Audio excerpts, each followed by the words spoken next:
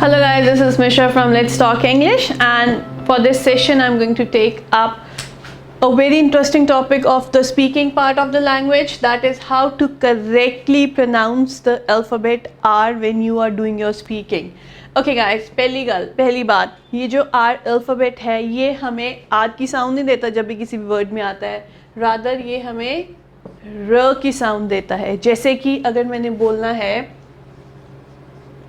तो हम इसको क्या बोलते हैं, का र की साउंड आई ना, हम इसको का आ तो नहीं बोलते ना. So this is what my point is. So whenever you have this alphabet in any word, it gives you the sound of r.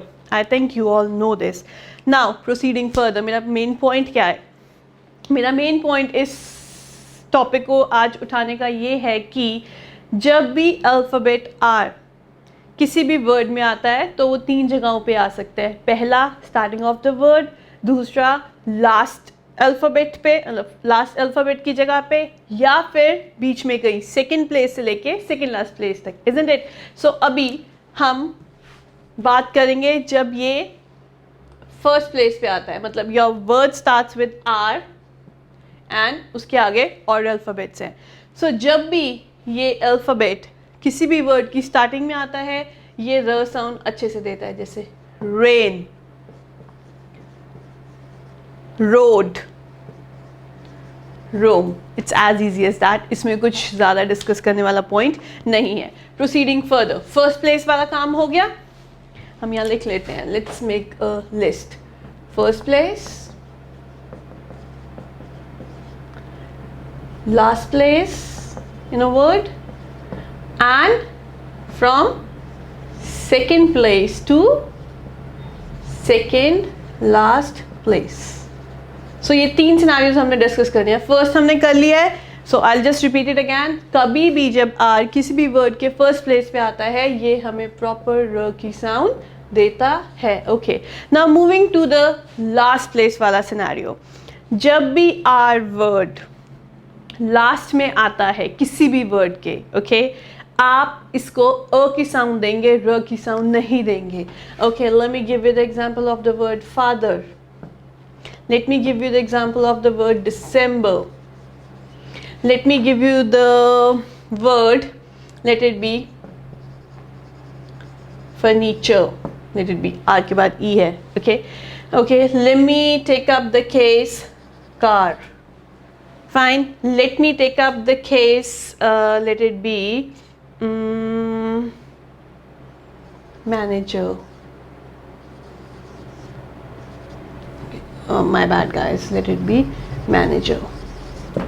So now I have taken up a few words जिनमें वो last place पे आ रहा है या situation है you are की. Fine. अब आप उस केस में क्या करेंगे, कभी भी इसको र साउंड नहीं देंगे. Rather when it comes at the last place और in scenarios like U R E, it always gets the sound of O. This is not father, this is father. Father, just at the end, father. Is it December? December, that's all. Is it furniture? It's furniture. You end the word at ch sound. Is it car? No, it's not car. It's car. That's all. Is it manager? It's manager. Yes, guys.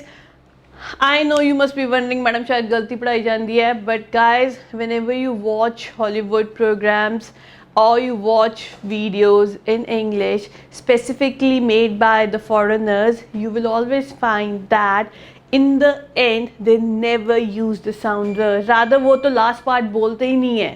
yes, तभी तो हमें नीचे जब हम कोई movie देख रहे होते हैं हमें मोस्ट ऑफ, और डब नहीं होती, नॉर्मल इंग्लिश में होती है, हमें नीचे ट्रांसक्रिप्ट्स पढ़ने पड़ते हैं कि बोल क्या रहे हैं, just to understand what they are speaking. But they speak the same language और the same English language which we use.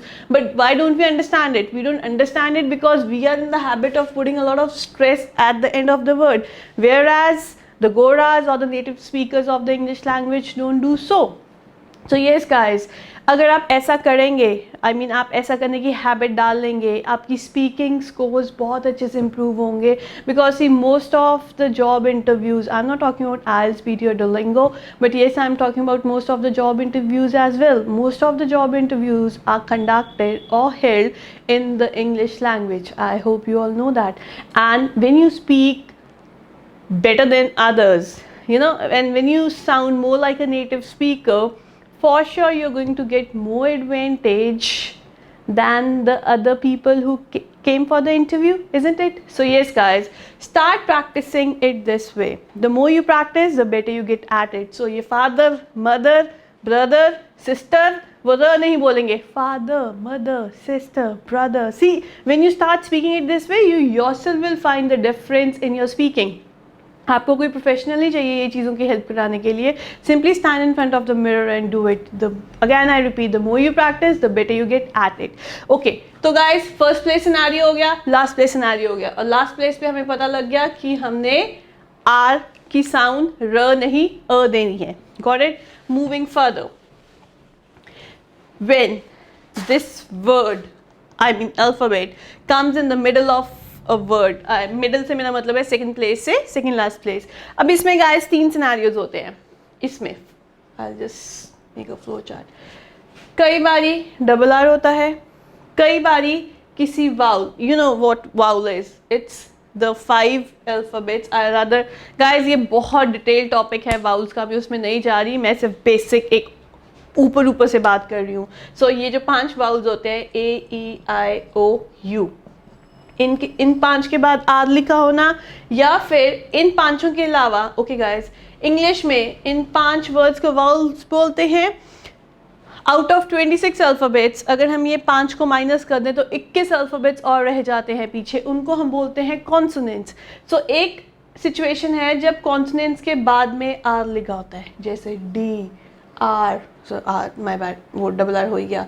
Late it be B, let it be T, let it be H. कोई भी ऐसा 21 alphabets में से कोई alphabet है और उसके पीछे आर होना. सो नाउ हम ये 3 डिफरेंट सिचुएशंस की बात करेंगे. ओके, जब डबल आर होता है इसको हम र की साउंड ही देते हैं, जैसे बेरी, जैसे चेरी, जैसे sorry. So it's all sorted out, इसमें कोई डाउट नहीं है. सो whenever you have double R in a word, it will be spoken as r sound only. Okay, moving further.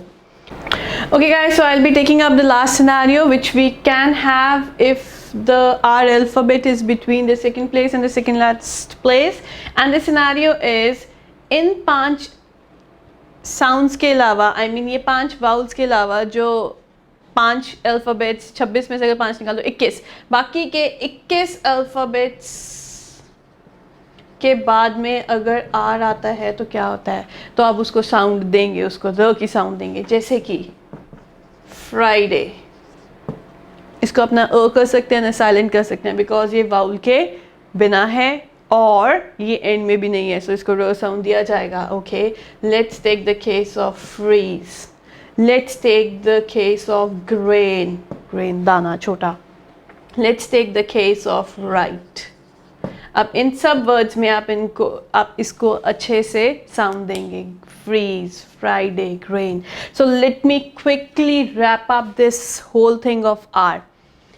R as an alphabet gives you the sound of r. This is what we have learned so far, till today. But yes, there are a few exceptions. So 90% of the times वो होगा जो मैं भी आपको following overview में बताने जा रही हूँ. ये 3 जगहों पे आता है R, या तो फर्स्ट प्लेस पे, या लास्ट प्लेस पे, या सेकंड प्लेस से लेके सेकंड लास्ट प्लेस के. ये किस चीज़ की प्लेस की बात कर रहे हैं, एक वर्ड की. ओके, सो अगर वो फर्स्ट प्लेस पे आता है कभी भी आर अल्फ़ाबेट, तो आप उसको र की साउंड देंगे. अगर वो लास्ट प्लेस पे आता है किसी भी वर्ड के, तो आप उसको अ की साउंड देंगे. Father, brother, mother, December, October. Sorted out. Okay, अगर वो सेकंड प्लेस से लेके सेकंड लास्ट प्लेस पे आता है तो 3 केसेस हो सकते हैं. एक होता है ये डबल आर आता है कई जगहों पे, तो जब भी ये डबल आर आता है आप इसको र की साउंड देंगे ही देंगे. अब कहीं कहीं पे क्या होता है, एक वाउल्स आप सबको पता है AEIOU को बोलते हैं. सो जब किसी भी वर्ड में AEIOU का साउंड आ रहा है, उसके इमीडिएटली बाद में आर है, तो आप उसको साइलेंट कंसिडर करेंगे, you won't give it any sound, okay. And now in 5 alphabets के अलावा अगर ये किसी और अल्फ़ाबेट के पीछे आता है जिनको हम वैसे कॉन्सोनेंट्स कहते हैं, तो आप इसको आर की साउंड प्रॉपर देंगे, Friday, freeze, grain, right. That's all guys, and if you want to have one-on-one speaking sessions in regard to anything, or if you want to prepare for your interviews, or if you want to prepare for any competitive test, you can call me on the number given below. I can have personal sessions with you so that you can improve your spoken skills. Thank you.